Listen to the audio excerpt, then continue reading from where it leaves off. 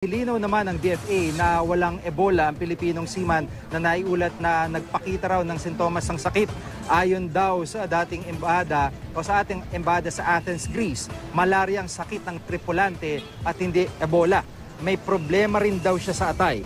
Kasalukuyang nakakonfine ang seaman sa isang ospital sa Greece. Kasunod naman ng pagbati ko sa mga opisyal na dumalaw sa mga peacekeeper mula Liberia ng walang protective gear.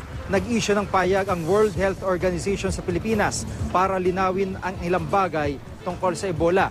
Ayon sa WHO Philippines, limitadong supply ng personal protective equipment, kaya dapat isuot ito kung kinakailangan lamang. Makakahawa lang daw ang isang pasyente kung magpapakita na siya ng sintomas. Ganito rin ang sinabi ni Dr. Melvin Corcor, isang doktor mula Liberia na nakaligtas sa Ebola.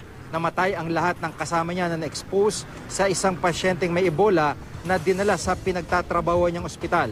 Ikinuwento rin ng doktor kung paano siya nakaligtas sa sakit.